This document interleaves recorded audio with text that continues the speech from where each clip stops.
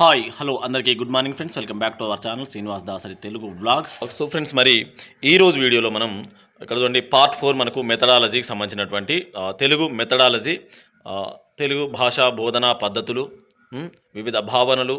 So ఇట్లా చూసుకుంటే మనకు 6 యూనిట్లు ఉంటాయి. ఓకేనా, ఇక్కడ 6 యూనిట్లు ఉంటాయి మొత్తం మనకు మెథడాలజీలో భాగంగా. ఎస్సీ అయితే ఈరోజు అందరికీ కంప్లీట్ అయిపోయింది. సో మరి అందరూ కూడా చాలా బాగా రాసే ఉంటారని నేను అనుకుంటున్నాను.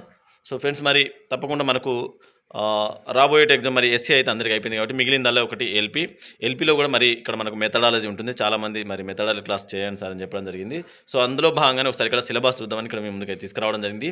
మెయిన్గా సిలబస్ అనేది చాలా ముఖ్యం. మనం మొత్తం ఈ 6 యూనిట్లలో కలిపి, ఓకేనా, ఈ 6 యూనిట్లలో కలిపి మొత్తం భాష ఎల్పీకే ఏదైనా ఎల్పీ అయినా ఎస్సీ అయినా ఏదైనా ఇక్కడ కంటెంట్తో పాటు తప్పకుండా మెథడాలజీ అనేది చాలా ముఖ్యం. ఓకేనా, చాలామంది కంటెంట్ ఈరోజు బాగానే చేసుంటారు. సో మరి మెథడాలజీలో కొంచెం డిసప్పాయింట్ అయి ఉండొచ్చు. కాబట్టి మరి మెథడాలజీ టాపిక్ వైజు కొన్ని ప్రతి టాపిక్ ఒక 35 అబోవ్ 50 లోపు క్వశ్చన్స్ చేసే ప్రయత్నం అయితే చేస్తాను. సో అందరూ కూడా మరి వీడియోని చూడండి. ఇప్పటి నుంచి దాదాపు సెకండ్ రోజు ఉన్నట్టున్నది ఎల్పీ సెకండ్ అనుకోండి, మేబీ ఆగస్టు 2కు ఉండొచ్చు. కాబట్టి ఆగస్టు 2 లోపు రోజు 1 లేదా 2 వీడియోలు అప్లోడ్ చేసే ప్రయత్నం చేస్తాను నా వీలుని బట్టి. తప్పకుండా మరి మెథడాలజీ అయితే మీకు 100% ఉపయోగపడుతుంది. ఎందుకంటే ఎక్కడ గుర్తుపెట్టుకోండి, ఒక క్వశ్చన్ పేపర్ మేబీ ఈరోజు ఇప్పుడు మనకు తెలంగాణలో సబ్జెక్ట్ చాలా ఏళ్ళ తర్వాత జరుగుతుంది కాబట్టి క్వశ్చన్ పేపర్ను కూడా ప్యాటర్న్ మారే అవకాశం ఉండొచ్చు. ఇప్పుడు మీకు అవగాహన వచ్చి ఉంటుంది, ఆల్రెడీ ఎస్ఏ రాశారు కాబట్టి క్వశ్చన్ పేపర్ మీద కొద్ది అవగాహన వచ్చి ఉంటుంది. క్వశ్చన్ ప్యాటర్న్ మీద, క్వశ్చన్ విధానం ఏ విధంగా అడుగుతుందనే అవగాహన కూడా వచ్చి ఉంటుంది. కాబట్టి ఇక్కడ చూడండి మనకు 6 యూనిట్లు మొత్తం భాషా వివిధ భావనలు, భాషా నైపుణ్యాలు, ప్రణాళిక రచన, పాఠ్య గ్రంథాలు, అలాగే విద్యా సాంకేతిక శాస్త్రం, సహపాఠ్య కార్యక్రమాలు, సాహిత్య ప్రక్రియలు, బోధనా పద్ధతులు, మూల్యాంకన పరీక్షలను మొత్తం ఈ విధంగా మరి 6 యూనిట్లని ప్రతి యూనిట్కు కనీసం 35 నుంచి 40 క్వశ్చన్లు తగ్గకుండా 50 క్వశ్చన్ల లోపు తప్పకుండా ప్రాక్టీస్ బిట్స్, మాదిరి ప్రశ్నలు అంటారుగా మనకు ప్రాక్టీస్ బిట్స్ అయితే చెప్పే ప్రయత్నం చేస్తాను. సో ఇక్కడ మిగతా గుర్తుపెట్టుకొని మనకు మెథడాలజీ అన్నప్పుడు మనకు భాషా బోధనా పద్ధతులు ఇవన్నీ కూడా మనకు ఉమ్మడి ఆంధ్రప్రదేశ్ నుంచి, ఓకేనా, ఉమ్మడి ఆంధ్రప్రదేశ్ నుంచి మనకు రావడం జరుగుతుంది ఈ తెలుగు భాష మెథడాలజీ అనేది. కాబట్టి అప్పటి నుంచి ఇప్పటి వరకు, ఓకేనా, మొత్తం అన్నీ కూడా మనకు ఏపీకి సంబంధించిన క్వశ్చన్లు కూడా ఉంటాయి. మీరేం కన్ఫ్యూజ్ కావద్దు, టెన్షన్ పడవద్దు, గుర్తుపెట్టుకో. ఎందుకంటే భాషా శాస్త్రం అనేది, తెలుగు భాషా శాస్త్రం అనేది కంటెంట్ వేరు. కంటెంట్ అనేది తెలంగాణ కంటెంట్ నుంచి వచ్చే అవకాశం ఉండొచ్చు. కానీ భాష అనేది మెథడాలజీ అనేది మనకు తెలుగు ప్రాంతాలకు సంబంధించినటువంటి భాష కాబట్టి అన్ని విధాలుగా ఇక్కడ ఉంటాయి. మనం ఇక్కడ చూసుకుంటే మరి బోధనా పద్ధతులు, భాష వివిధ భావనలు అనేది మనకి ఇక్కడ మొదటి యూనిట్ అయితే ఉండడం జరిగింది. ఓకేనా, భాష వివిధ భావనలు మనకు మొదటి యూనిట్గా ఉండడం జరిగింది. ఇక్కడ కొంతమంది అంటే ప్రాచీన సాహిత్యం నుంచి భాషకు సంబంధించినటువంటి నిర్వచనాలు ఏమిచ్చిళ్ళు, వ్యాకరణవాదులు ఏమని చెప్పిళ్ళు, నిఘంటుకారులు ఏం చెప్పిళ్ళు, ఇవన్నీ కూడా ఉంటాయి. మరి ఎస్ఏతో పాటు ఎల్పీలో కూడా మనకి మెథడాలజీ అనేది చాలా ఇంపార్టెంట్. తప్పకుండా ఇదొక ముఖ్యమైనటువంటి పాత్ర వహిస్తుంది మార్కులు సాధించడంలో. చాలామంది కంటెంట్ చేసినా సరే మెథడాలజీ విషయంలో, జీకే విషయంలో కొద్దిగా తగ్గుతారు, అక్కడ ఆన్సర్ చేయలేకపోవచ్చు. కాబట్టి ఇక్కడ చూసుకునే ప్రయత్నం చేద్దాం. ఇక్కడ మరి భాషా నిర్వచనాలు ఎవరైనా చెప్పి ముఖ్యమైన కొన్ని చెప్తాను. కొంచెం క్లాస్ చెప్పిన తర్వాత కొన్ని బిట్స్ ఉంటాయి. తర్వాత పార్ట్ 2ని రేపు అప్లోడ్ చేస్తాను. ఈరోజు అయితే ఇది అప్లోడ్ చేసిన లేట్ నైట్ మేబీ, ఎందుకంటే ఎగ్జామ్ అలసిపోయి ఉంటారు కాబట్టి ఈరోజు వీడియో అందుకే నేను అప్లోడ్ చేయలేదు. నైట్ అయినా సరే ఏం కాదు. ఇక్కడ చూసుకుంటే మరి కొంతమంది భాషా శాస్త్రి ఇక్కడ చూసుకుంటే మరి ఉండి సఫీర్, హాకెట్, అహ్మద్ బ్యాచ్ ఇట్లాంటి వాళ్ళు కూడా కొంతమంది ఉన్నారు. ఇక్కడ చూడండి హాకెట్ ఏమని చెప్పిండు, మాట్లాడే అలవాట్ల సంక్లిష్ట వ్యవస్థ భాష అని హాకెట్ ఇక్కడ చెప్పడం జరిగింది. మీరు అందరూ ఇక్కడ పాస్ చేసుకొని రాసుకొని వీడియో అంతా కూడా చదవడానికి నాకు లేట్ అవుతుంది. ఓకేనా, అనంతమైన వాక్యాల సముదాయం భాష అని ఎంఎన్ భాష చెప్పడం జరిగింది. అలాగే ఏ సాధనం ద్వారా మానవులు తమ అభిప్రాయాలను ఎదుటివారికి తెలియజేస్తూ పరస్పరం సహకరించుకుంటారో అలాంటి వారి కంఠధ్వనుల వ్యవస్థ భాష అని ఇక్కడ సైమన్ పాటర్ చెప్పడం జరిగింది. సో మిత్రులారా, ఇలాంటి నిర్వచనాలు ఇంపార్టెంట్. నెక్స్ట్, మానవుడు పరస్పరం తమ ఆలోచనను యాదృచ్ఛిక నిర్మాణం కలిగిన కంఠధ్వనుల సహాయంతో వ్యక్తం చేసే విధానమే భాష అని జాన్ పి హాగ్ చెప్పడం జరిగింది. సో కానీ ఇట్లాంటి కొన్ని చిన్న నిర్వచనాలు మనకు నెక్స్ట్ వచ్చే బిట్లలో కూడా కొన్ని ఉంటాయి. తప్పకుండా ఎస్సీఏ రాసిన వాళ్ళందరూ కూడా మళ్ళీ ఇప్పుడు ఎల్పీకి అయితే కూర్చొని ఉంటారు, వాళ్ళందరూ కూడా ఉపయోగపడితే గుర్తుపెట్టుకోండి. నెక్స్ట్, యాదృచ్ఛిక నిర్మాణ సౌష్ఠవం కలిగి మానవ సమాజంలో భాష వినిమయానికి, పరస్పర సహకారానికి, మరి పరివ్యాప్తికి దోహదపడే వాగ్రూప ధ్వని సంకేత సముదాయమే భాష అని మరి స్టార్ట్వర్త్ ఇక్కడ చెప్పడం జరిగింది.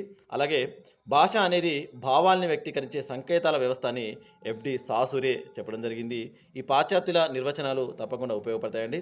అలాగే మనసులోని భావ పరంపరను ఏ పదాల ద్వారా ఏ వాక్యాల ద్వారా ఎదుటివారికి అందిస్తారో అలాంటి పదాల వాక్యాలే భాష అని శ్రీరామచంద్రవర్మ ఇక్కడ చెప్పడం జరిగింది. నెక్స్ట్ భాష అనేది ప్రత్యేక నియమాల సముదాయం ఆధారంగా నిర్మించిన ప్రత్యేక వాక్యాల సముదాయం అని నోమ్ చామ్స్కీ మనకు చెప్పడం జరిగింది. నోమ్ చామ్స్కీ అనేది మనకు ఈ వాక్య నిర్మాణంలో ఓకేనా చాలా ముఖ్యమైనటువంటి వ్యక్తి అండి. నోమ్ చామ్స్కీకి సంబంధించినటువంటి సిద్ధాంతం ఇవన్నీ కూడా నేను చెప్పినట్టు నిర్వచనం అయితే ఒకసారి చూడండి, బుక్లలో 2-3 సార్లు చూడండి, ఒకసారి రాసుకునే ప్రయత్నం చేయండి. వాక్య నిర్మాణంలో చాలా ముఖ్యమైనటువంటి వ్యక్తి ఇక్కడ మనకు నోమ్ చామ్స్కీ. ఓకేనా. నెక్స్ట్ భాష ఒకే ఒక అంశం లేదా లక్షణం గల విషయం కాదు. సమాజంలో మానవ సంబంధాలు ఎంత సంక్లిష్టమైనయో అంతే సంక్లిష్టమైన మానవీయ ప్రక్రియ అని మరి ఎస్కే వర్మ, ఎన్ కృష్ణస్వామి గారు చెప్పడం జరిగింది. ఇట్లా చిన్నది తర్వాత బిట్స్ ఉంటాయి. మళ్ళీ ఇక్కడ చూసుకుంటే కొద్దిగా క్లాస్ అనేది కూడా ఇంపార్టెంటే. డైరెక్ట్ బిట్ టు బిట్ అంటే కూడా అర్థం కాదు.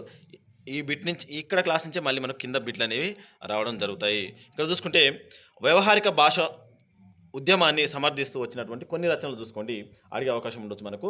ఇక్కడ చూసుకుంటే ఆధునికాంధ్ర రచన, ఓకేనా, ఆధునిక రచన గురజాడ అప్పారావు గారు. అలాగే గ్రామ్యవాద విమర్శనం పానుగంటి లక్ష్మీనరసింహం, గ్రామ్యమా గ్రాంధికమా అని మల్లాది సూర్యనారాయణ శాస్త్రి, ఆంధ్ర భాషా సంస్కరణ విమర్శనం పురాణపండ మల్లయ్య శాస్త్రి, గ్రీకు పురాణ కథలు శెట్టి లక్ష్మీనరసింహం, బీజగణితం పేటి శ్రీనివాస అయ్యంగార్, విధిలేఖ వైద్యుడు వేదం వెంకటచలమయ్య, ఆంధ్ర భాషా సంస్కరణ తాత సుబ్బరాయ శాస్త్రి, ఆంధ్ర భాష వజ్ర చిన్న సీతారామ శాస్త్రి, కళింగ దేశ చరిత్ర గురజాడ అప్పారావు. సో ఇట్లాంటివన్నీ మనకి ఈ గ్రాంధిక వ్యవహారిక భాషోద్యమాన్ని సమర్థిస్తూ వచ్చినటువంటి రచన. అంటే గిడుగు రామూర్తి గారు ఈ వాదాన్ని లేవతిన తర్వాత వీళ్ళందరూ రాయడం జరిగింది. నెక్స్ట్ విమర్శా దర్శనం మరి బుర్రా శేషగిరిరావు. అలాగే ఆచార్య భద్రకృష్ణమూర్తి గారు మరి ఏం చేసిందంటే వృత్తి పదకోశాల ఆధారంగా ఏం చేసిండు, తెలుగు ప్రాంతాన్ని 4 భాషా మండలాలుగా విభజించి అందరినీ మనకు తెలిసినే. ఇక్కడ చూసుకుంటే పూర్వ మండలం, దక్షిణ మండలం, ఉత్తర మండలం, మధ్య మండలం అని చెప్పిండు. పూర్వ మండలం వచ్చేసి మనకు విజయనగరం, శ్రీకాకుళం, విశాఖపట్నం అవన్నీ కూడా రావడం జరుగుతుంది. దీన్నే పూర్వ మండలాన్ని మనం కళింగ మండలం అని కూడా చెప్పడం జరుగుతుంది. ఓకేనా, కళింగ మండలం అంటారు. అలాగే దక్షిణ మండలం వచ్చేసి మనకు రాయలసీమ జిల్లాలు ఏవైతే ఉన్నాయో నెల్లూరు, ప్రకాశం ఇట్లాంటివన్నీ కూడా వస్తాయి. నెక్స్ట్ ఉత్తర మండలంలో తెలంగాణ జిల్లాలు ఏవైతున్నాయో అవన్నీ కూడా మనకు మరి ఉత్తర మండలం కిందకి వస్తుంది. మధ్య మండలం అంటే కృష్ణా, గుంటూరు, ఉభయ గోదావరి జిల్లాలుగా చెప్పుకోవచ్చు. ఓకేనా, మరి ఈ మాండలికాలకు సంబంధించినటువంటి క్వశ్చన్లు కూడా అడగవచ్చు. ఓకేనా. నెక్స్ట్ అయితే కేంద్రీయ విద్యా విషయక సలహా పరిషత్తు, ఓకేనా, కేంద్రీయ విద్యా విషయక సలహా పరిషత్తు CAB ఏం చెప్పిన రూపకల్పన మేరకు 2 తెలుగు రాష్ట్రాల్లో, ఓకేనా, 2 తెలుగు రాష్ట్రాల్లో త్రిభాషా విధానాన్ని ఎలా ఉందనే విషయం ఇక్కడ చూసుకుంటే మరి ప్రథమ భాషగా ఏం చేసిండు, మాతృభాష లేదా ప్రాంతీయ భాష తెలుగు అని చెప్పిళ్ళు. ఓకేనా. అలాగే ద్వితీయ భాషగా ఏం చేసిండు మరి జాతీయ అనుసంధాన భాష హిందీ అని చెప్పిళ్ళు. తృతీయ భాష ఏం చెప్పిళ్ళు అంతర్జాతీయ అనుసంధాన భాష ఇంగ్లీష్గా ఇక్కడ చెప్పడం జరిగింది. అలాగే భారతీయ అధికారిక భాషలుగా మనకు రాజ్యాంగంలోని 8వ షెడ్యూల్లో 22 భాషలను గుర్తించడం జరిగింది. ఇది గుర్తుపెట్టుకు ఇట్లా డైరెక్ట్ క్వశ్చన్ కూడా అడుగుతాడు. ఓకేనా, ఒకసారి ఏ షెడ్యూల్లో ఉంది, ఏ షెడ్యూల్ చెప్పారు, అలాగే ఎన్ని అధికారిక భాషలని అడిగే అవకాశం ఉండొచ్చు. సో ఇక్కడ చూసుకుంటే మళ్ళీ మనం త్రిభాషా సూత్రం యొక్క అభిప్రాయాలు ఏంటి ఒకసారి చూసుకుందాం. త్రిభాషా సూత్రం అనేది సంస్కృత భాషా వ్యాప్తి గొడ్డలి పెట్టు అని KM మున్షి గారు చెప్పడం జరిగింది. అలాగే పరభాష మాధ్యమంలో విద్యా బోధన సోపానాలు లేని సౌధం వంటిది అని మరి ఠాగూర్ గారు చెప్పడం జరిగింది. ఓకేనా, రవీంద్రనాథ్ ఠాగూర్ గారు చెప్పడం జరిగింది.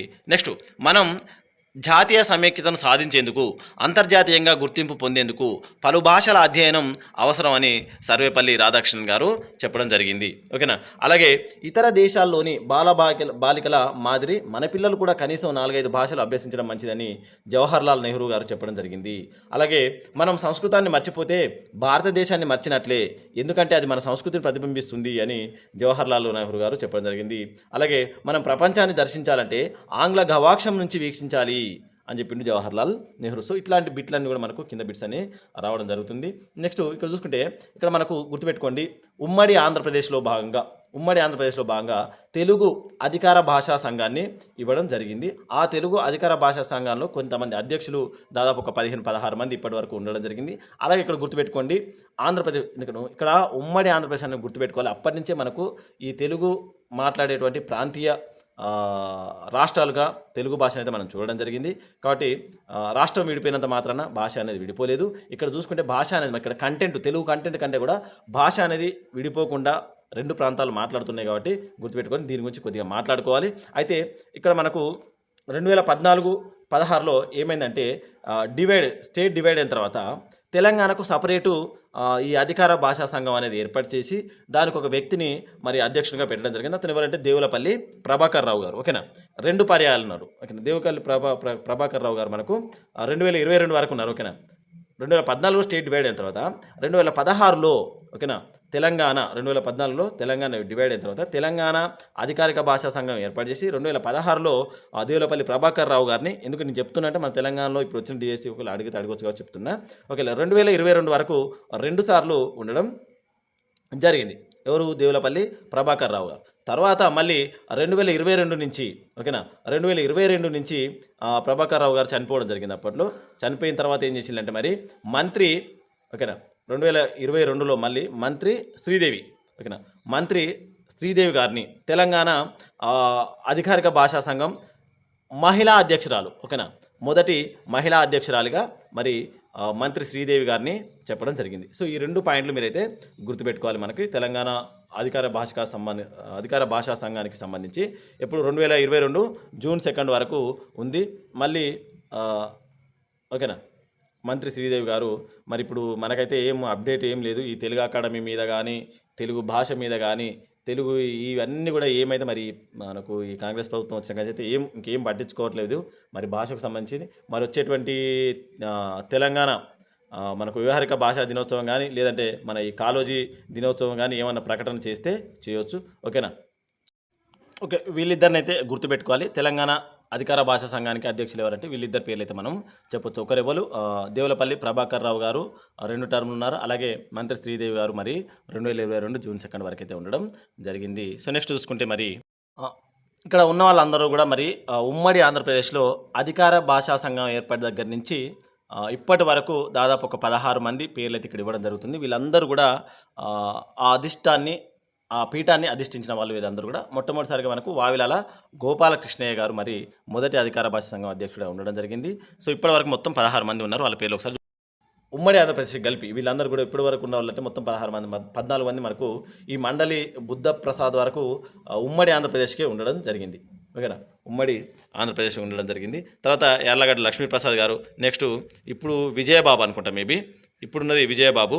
2012 నుంచి మరి యార్లగడ్డ లక్ష్మీప్రసాద్ గారే ఉన్నారు. 2012లో లక్ష్మీప్రసాద్ గారు ఎక్కడి నుంచి అంటే మరి 2014 వరకు యార్లగడ్డ లక్ష్మీప్రసాద్ గారే ఉన్నారు. అంటే స్టేట్ డివైడ్ అయ్యేంత వరకు యార్లగడ్డ లక్ష్మీప్రసాద్ గారు ఉన్నారు. మరి ఇప్పుడు విజయబాబు గారు ఓకేనా విజయబాబు గారు అనుకుంటా విజయబాబు గారే ఉండడం జరిగింది 2022 నుంచి. ఓకేనా, 2022 నుంచి మరి విజయబాబు గారు అయితే ఉండడం జరిగింది. సో ఇది మనకు మొత్తం దాదాపు ఒక 16 మంది ఈ అధ్యక్ష పీఠాన్ని అయితే అధిష్ఠించడం జరిగింది విజయబాబు గారు 2022. సో మిత్రులారా, దీని గురించి నేను ఒక వీడియో ఎప్పుడంటే 2023లో అనుకుంటా 2023లో చేసిన ఒక వీడియో మన యూజీసీ నెట్కి సంబంధించి. అప్పుడు మొత్తం ఎంతమంది ఉన్నారో పూర్తి ఇయర్ వైజ్గా చేసిన నేను లింక్ డిస్క్రిప్షన్లో లింక్ ఇస్తే ఒకసారి చూడండి. సో ఇక్కడ చూసుకుంటే మరి ఇక్కడ చూడండి పీఠాన్ని అలంకరించినటువంటి మహిళలు చూసుకుంటే అనసూయాదేవి మరియు పి యశోదారెడ్డి ఇద్దరు కూడా ఉండడం జరిగింది.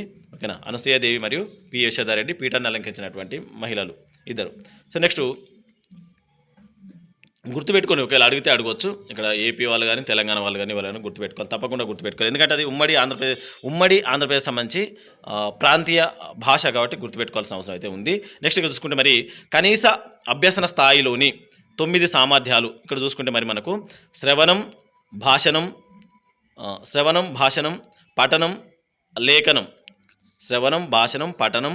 లేఖనం భావావగాహనం ప్రాయోగిక వ్యాకరణం స్వయం అధ్యయనం భాషోపయోగం శబ్దజాలంలో అధికారం అంటే పదజాల అభివృద్ధి. సో ఇట్లా కొన్ని టాపిక్ అయితే మనకి ఈ భాష వివిధ భావనలు అనే దాని మీద చెప్పుకోవడం జరుగుతుంది. సో మిత్రులారా, మరి ఇట్లాంటివన్నీ కూడా తెలుసుకోవాలి. ఎగ్జామ్లో ఏదైనా మనకు అడిగేది తెలియదు. మరి మీకు ఒకవేళ వీడియో స్లో అనిపిస్తే నేను ఏమంటున్నానంటే స్పీడ్ చెప్తున్నా సార్ అంటాను. నేను స్పీడ్ చెప్తాను ఎందుకంటే సమయానికి అనుకూలంగా నేను చెప్తూ వెళ్ళాలి. కాబట్టి మీరు ఏం చేయాలంటే మనకు యూట్యూబ్లో ప్లేబ్యాక్ స్పీడ్ ఉంటుంది. మీరు ఒకవేళ నేను స్పీడ్ చెప్తే మీరు తగ్గించుకోవచ్చు. ఒకవేళ నేను స్లోగా చెప్తే మీరు స్పీడ్ పెంచుకోవచ్చు. సో అట్లా మీరు చేంజ్ చేసుకోవాలి. నేను టైంకి తగ్గట్టు ఇక్కడ చెప్తూ వెళ్తాను కాబట్టి సమయం అనేది మనకు చాలా ఇంపార్టెంట్ కాబట్టి ఉన్న సమయంలోనే నేను చెప్పాల్సి ఉంటుంది. అందుకోసమనే నేను ఒక్కోసారి లేట్గా చెప్పొచ్చు, ఒక్కోసారి ఫాస్ట్గా వెళ్ళిపోవచ్చు. ఇక్కడ చూసుకుంటే మనకు భాషోత్పత్తి వాదాలు ఉన్నాయి, ఇవన్నీ గుర్తుపెట్టుకోండి. ఎవరినైనా అడగవచ్చు, డైరెక్ట్ అడిగితే అడగవచ్చు. భగవదత్తవాదం, భౌవవాదం, డింగ్ డాంగ్ వాదం, పూపు వాదం, యోహి వాదం, విమర్శనవాదం, వీళ్ళందరూ మనకి ఇక్కడ ప్రతిపాదకులు, వ్యవహార నామాలు కూడా ఇక్కడ ఇవ్వడం చేస్తుంది. ఒకసారి మీరు వీడియోని పాస్ చేసుకొని రాసుకోండి, స్క్రీన్ షాట్ తీసుకోండి. లేదంటే ఇక్కడ చూసుకోండి. మరి భాష వివిధ భావనలు అనే దాని మీద మనకు ఒక చాలా బిట్స్ ఉన్నాయి, ఇందులో కొన్ని చెప్తాను. నెక్స్ట్ పార్ట్ 2లో ఇంకొక 50 బిట్స్ ఎక్స్ట్రా ఉన్నాయి, అది రేపు పొద్దున నేను అప్లోడ్ చేస్తాను. ఓకేనా. ఇక్కడ చూసుకోండి. విలియం జేమ్స్ ప్రకారం మానవుడు అంటే ఏంటంటే మరి భాషించు మృగం అని చెప్పడం జరిగింది. నెక్స్ట్ మ్యాక్స్ ముల్లర్ ప్రతిపాదించిన వాదం అని చెప్పిండు. ఆప్షన్ బి మనకు డింగ్ డాంగ్ వాదం. ఓకేనా. మ్యాక్స్ ముల్లర్ ప్రతిపాదించిన వాదం డింగ్ డాంగ్ వాదం. నెక్స్ట్ మాట్లాడే భాషకు రాసే భాషకు ఎక్కువ తేడా ఉండకూడదు అనేది ఏ భాష ముఖ్య ఉద్దేశం అని చెప్పడం జరిగింది. ఇక్కడ మాట్లాడే భాషకు రాసే భాషకు ఎక్కువ తేడా ఉండకూడదు అనేది ఏ భాష ముఖ్య ఉద్దేశం అంటే ఇక్కడ మనకు మరి ఏంటిది మాట్లాడే భాష రాసే విధానం కూడా వల్ల కాబట్టి అది మనకు వ్యవహారిక భాషా విధానం చెప్పాలి. ఓకేనా. వ్యవహారిక భాష. నెక్స్ట్ వ్యవహారిక భాషను సమర్థిస్తూ గ్రామ్యవాద విమర్శనం అనే గ్రంథాన్ని ఎవరు రాసిర్రు? ఓకేనా. వ్యవహారిక భాషను సమర్థిస్తూ గ్రామ్యవాద విమర్శనం అనే గ్రంథాన్ని ఎవరు రాశారనుకుంటే ఇక్కడ మనకు మరి పానుగంటి లక్ష్మీ నరసింహం. ఆప్షన్ బి సరైన సమాధానంగా చెప్పుకోవాలి. ఓకేనా. మనకి ఆప్షన్లు ఏం చదవట్లేదు, డైరెక్ట్ వెళ్ళిపోదాం. ఓకేనా. Option B Panuganti Lakshmi Narasimham. Next question చూడండి.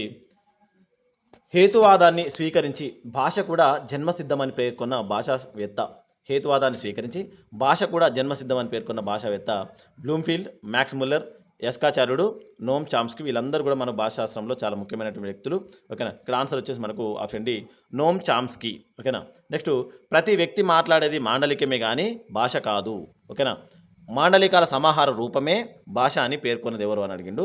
ప్రతి వ్యక్తి మాట్లాడేది మాండలికమే కానీ భాష కాదు, మాండలికాల సమాహార రూపమే భాష అని పేర్కొన్నది ఎవరు అంటే ఇక్కడ మిత్రులారా క్వశ్చన్ 1-2 సార్లు చదవండి, మీరు అప్పుడే అర్థమవుతుంది ఏంటిది ఇక్కడ మనకు మెథడాలజీ అనేది. ఇక్కడ ఆన్సర్ చూసుకున్న మరి మ్యాక్స్ ముల్లర్ మనకు. ఓకేనా. ప్రతి వ్యక్తి మాట్లాడేది మాండలికమే కానీ భాష కాదు, మాండలికాల సమాహార రూపమే భాష అని పేర్కొన్న మ్యాక్స్ ముల్లర్ మనకు. నెక్స్ట్ భారత రాజ్యాంగంలో 1 నుంచి 14 ఏళ్లలోపు పిల్లలందరికీ ఉచిత నిర్బంధ విద్యను అందజేయాలని పేర్కొన్న అధికరణ. ఇగో అధికరణను చట్టాలు, విద్య ఏ జాబితాలో ఉంది ఇవన్నీ కూడా అడిగే అవకాశం ఉండొచ్చు, ఒకసారి చూసుకునే ప్రయత్నం చేయండి.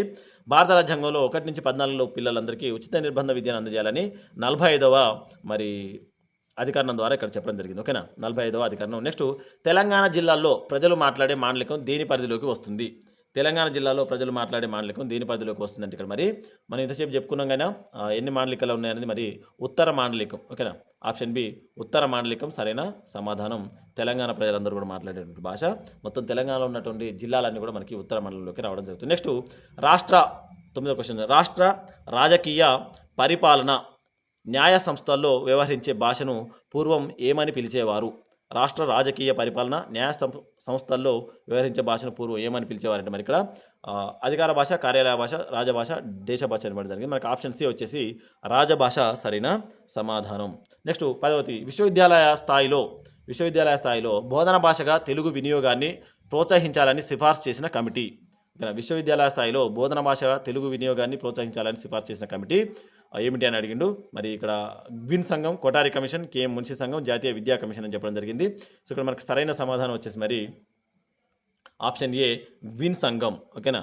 గ్విన్ సంఘం. Next linguistic survey of India గ్రంథకర్త ఎవరు? Sir George Grier. సర్ తెలుసుగా సర్వే అని మన linguistic survey of India sir George Grierson. Next 12 Mahatma Gandhi మాతృభాష మాధ్యమ భాషగా ఉండాలని ఏ పత్రికలో పేర్కొన్నారు? మహాత్మా గాంధీ మాతృభాష మాధ్యమ భాషగా ఉండాలని ఏ పత్రికలో పేర్కొన్నారన్నారు? స్వరాజ్య, మాతృభూమి, హరిజన, సత్యాగ్రహం అని చెప్పిన ఆప్షన్ సి మనకు హరిజన సరైన సమాధానం. ఓకేనా. హరిజన సరైన సమాధానం. నెక్స్ట్ వ్యవహారిక భాషావాదాన్ని సమర్థిస్తూ గ్రామ్యమా గ్రాంధికమా అనే రచన చేసిన వారు? వ్యవహారిక భాషావాదాన్ని సమర్థిస్తూ గ్రామ్యమా గ్రాంధికమా అనే రచన చేసిన వారు పానుగంటి లక్ష్మీ నరసింహం, మల్లాది సూర్యనారాయణ, లక్ష్మీ నరసింహం, పునారపండ మల్లయ్య శాస్త్రి అని చెప్పింది. ఇక్కడ ఆప్షన్ బి మనకు మల్లాది సూర్యనారాయణ శాస్త్రి చెప్పడం జరిగింది. ఓకే. నెక్స్ట్ దేశంలో ఒకే విద్యా ప్రమాణాలను సాధించేందుకు ప్రాథమిక దశ విద్యార్థుల కోసం వేటిని ప్రవేశపెట్టారు? ఓకేనా. దేశంలో ఒకే విద్యా ప్రమాణాలు సాధించేందుకు ప్రాథమిక దశ విద్యార్థుల కోసం వేటిని ప్రవేశపెట్టారని చెప్పిండు. ఇక్కడ మనకు ఆన్సర్ వచ్చేసి మరి ఏంటంటే ఒకసారి ఇక్కడ చూసుకుందాం మళ్ళీ క్వశ్చన్. ఓకే. ఆప్షన్ సి ఓకేనా, కనీస అభ్యసన స్థాయిలు. ఓకేనా, ఆప్షన్ సి అభ్యసన స్థాయిలు. నెక్స్ట్ 15 చూడండి, ఏ గూటి చిలుక ఆ గూటి పలుకులే పలుకుతుందనే నానుడి ఏ భాషావాదాన్ని సమర్థిస్తుంది? ఏ గూటి చిలుక ఆ గూటి పలుకులే పలుకుతుందనే నానుడి ఏ భాషావాదాన్ని సమర్థిస్తుంది? చాలా బాగుంది క్వశ్చన్. సో ఇక్కడ చూసుకుంటే మరి మనకు వచ్చేసి ఓకే ఆప్షన్ డి. ఓకేనా, ఆప్షన్ డి సంపాదనవాదం. ఓకేనా, ఏ గూడి చిలుక ఆ గూటి పలుకులే పలుకుతుందనే భాషావాదాన్ని మరి సంపాదనవాదం ఇక్కడ సమర్థిస్తుంది. నెక్స్ట్ 16 క్వశ్చన్ చూడండి, అధికార భాషా సంఘం అధ్యక్షుడిగా జిల్లాలో విస్తృతంగా పర్యటించి కార్యాలయాల్లో తెలుగు భాష అమలుకు కృషి చేసిన వ్యక్తులని చెప్పిండు. సో గుర్తుపెట్టుకో మరొకసారి చదవని క్వశ్చన్. అధికార భాషా సంఘ అధ్యక్షుడిగా జిల్లాలో విస్తృతంగా పర్యటించి కార్యాలయాల్లో తెలుగు భాషకు అమలుకు కృషి చేసిన వారు ఎవరు అన్నాడు. మరి మనకు ఆన్సర్ వచ్చేసి నండూరి కృష్ణమాచార్యులు. ఆప్షన్ సి నండూరి కృష్ణమాచార్యులు సరైన సమాధానం. నండూరి కృష్ణమాచార్యులుగా మనకు తెలుగు అధికార భాషా సంఘంలో ఒక అధ్యక్షుడిగా ఉండడం జరిగింది. నెక్స్ట్ పెద్ద పట్టణాల్లో సభలు నిర్వహించి 3 నిమిషాల పాటు ఇంగ్లీష్ పదాలు ఉపయోగించకుండా ఏదైనా అంశంపై తెలుగులో మాట్లాడటం అనే పోటీల ద్వారా తెలుగు భాష అభివృద్ధిని ప్రోత్సహించిన వారు అని చెప్పడం జరిగింది. మరి ఎవరంటే ఇక్కడ మనకు వీళ్ళందరూ కూడా అధికార భాషా సంఘ అధ్యక్షుల్లో ఉన్నటువంటి ఒక వ్యక్తి ఇక్కడ ఉన్నాడు. ఎవరంటే మరి మనకు ఏం చెప్పిండు, తెలుగు ఇంగ్లీష్లో మాట్లాడకుండా తెలుగులో మాట్లాడని చెప్పింది ఎవరంటే మరి పరుచూరి గోపాలకృష్ణ. ఓకేనా, పరుచూరి గోపాలకృష్ణ. నెక్స్ట్ 18 క్వశ్చన్ చూడండి, ఆంధ్ర భాషా సంస్కృత ప్రచారం ఏ సంస్థ ప్రధాన లక్ష్యం? ఆంధ్ర భాషా సంస్కృత ప్రచారం ఏ సంస్థ ప్రధాన లక్ష్యం అని చెప్పిండు. సో ఇందులో కొన్ని ఆంధ్ర క్వశ్చన్స్ కూడా ఉంటాయి, ఉమ్మడి ఆంధ్రప్రదేశ్ కాబట్టి గుర్తుపెట్టుకోండి. నెక్స్ట్ క్వశ్చన్ ఇక్కడ ఆన్సర్ చూడండి, మరి ఆంధ్ర సారస్వత పరిషత్తు. ఓకేనా, ఆంధ్ర సారస్వత పరిషత్తు ఎవరు స్థాపించాలో ఒకసారి ఇక్కడ కామెంట్ చేయండి. సో ఇక్కడ మరి మిత్రులారా ఇవి మనకైతే ఒక 18 క్వశ్చన్లు ఇందులో మన క్లాస్లో భాగంగా చెప్పిన. మిగతా ఇంకొక 50 క్వశ్చన్లు ఉన్నాయి, ఇంకెక్కువనే ఉంటాయి మేబీ. అవన్నీ కూడా రేపు వీడియోలో పర్టికులర్గా ఓన్లీ బిట్స్ మాత్రమే ఉంటాయి అందులో. మరి తప్పకుండా వీడియోని లైక్ చేయండి, నచ్చితే క్వశ్చన్లు క్లాస్ అవన్నీ కూడా నచ్చితే తప్పకుండా లైక్ చేయండి, అందరికీ షేర్ చేయండి. ఎగ్జామ్ టైంలో ఎంతో కొంతకి యూజ్ అవుతుంది. మరి కొత్తగా చూస్తున్నైతే మన ఛానల్ని సబ్స్క్రైబ్ చేసుకొని బెల్ ఐకాన్ నొక్కి ఆల్ సెలెక్ట్ చేసుకోండి. దాదాపు మన ఛానల్ 10,000 సబ్స్క్రైబర్స్ దగ్గరలో ఉంది. నేను ఇక్కడ మనకి ఎటువంటి ఇన్కమ్ రాదండి ఇందులో గుర్తుపెట్టుకోండి. ఎందుకంటే చాలా తక్కువ మంది చూస్తూ ఉంటారు, దాదాపు 20,000, 30,000, 40,000 మంది చూసినప్పుడు మాత్రమే మనకి ఏమైనా ఇన్కమ్ సోర్స్ అనేది ఉంటుంది. ఇక్కడ ఏ ఇన్కమ్ సోర్స్ చాలా నిస్వార్థంతో మీకు క్లాస్ అందించే ప్రయత్నం చేస్తున్నాను. మీకు ఏమైనా ఉపయోగపడుతుంది ఎగ్జామ్ టైంలో కాబట్టి. సో తప్పకుండా మన ఛానల్ని సబ్స్క్రైబ్ చేసుకోండి. అందరూ కూడా మరి బెల్ ఐకాన్ కాల్ సెలెక్ట్ చేసుకోండి. అలాగే మీకు ఇంకేమైనా కొత్త క్లాసులు కావాలనుకుంటే కనుక తప్పకుండా కామెంట్ చేయండి. ఓకేనా, తప్పకుండా కామెంట్ చేయండి. మన కంటెంట్ చెప్పిన కంటెంట్ ఏమైనా ఉపయోగపడితే రేపు ఎల్పీలో ఉపయోగపడవచ్చు. అవన్నీ చూడండి, మళ్ళీ ఒకసారి రివిజన్ చేసుకోండి. ఎల్పీ మరి మనకు సెకండ్ రోజు ఉన్నట్టుంది, ఒక కామెంట్ చేయండి ఏ రోజు అన్నది. ఓకేనా, మరి మిత్రులారా ఇది మనకు డిఎస్సికి సంబంధించినటువంటి మెథడాలజీ క్లాస్ అయితే పూర్తిగా చూసిన వాళ్ళందరూ కూడా కృతజ్ఞతలు తెలియజేస్తున్నా. మళ్ళీ ఒకసారి రివిజన్ చేసుకోండి, పాత వీడియోలన్నీ చూడండి, ఏమైనా ఉపయోగపడితే లేదంటే మెథడాలజీ మాత్రం మీరు జస్ట్ మనకు ఏంటంటే ఆప్షన్లు కానీ గుర్తుపెట్టుకోండి. ఇది ఒక మాదిరి ప్రశ్నలనే అనుకోవాలి.